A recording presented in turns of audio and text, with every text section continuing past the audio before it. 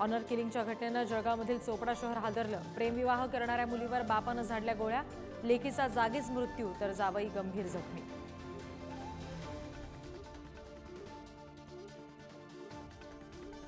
प्रजेची रक्षा करणं हेच राजाचं कर्तव्य आणि अत्याचार करणाऱ्यांना धडा शिकवणं हाच आपला धर्म।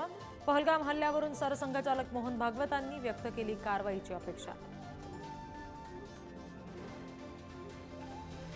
दहशतवाद्यांविरोधात लष्कराची आणखी एक मोठी कारवाई।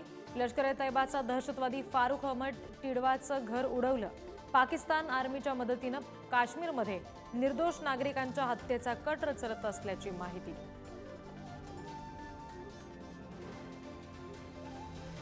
जम्मू काश्मीरमध्ये दहशतवाद्यांच्या 2 साथीदारांना अटक, शस्त्र आणि दारुगोळा जप्त। तर अनंतनागमध्ये लष्कराची मोठी कारवाई, सर्च ऑपरेशन दरम्यान 175 जणांना पकडलं, चौकशी सुरू।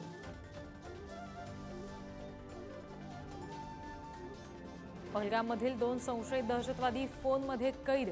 मावळमधील पर्यटकांच्या फोनमध्ये रील काढताना कैद झाले दहशतवादी।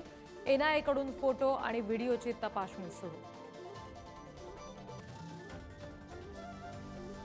महाराष्ट्र पोलिसांबाबतच्या वादग्रस्त वक्तव्यानंतर आमदार संजय गायकवाड यांच्यावर गुन्हा दाखल, तर मुख्यमंत्री फडणवीसांची सुद्धा कडक भूमिका।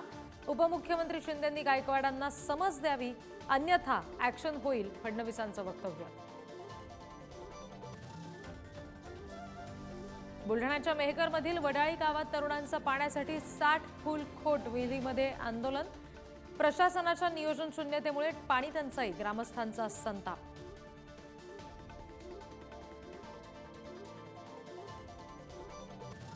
गडचिरोली वनपरिक्षेत्रामध्ये हत्तींचा धुमाकूळ।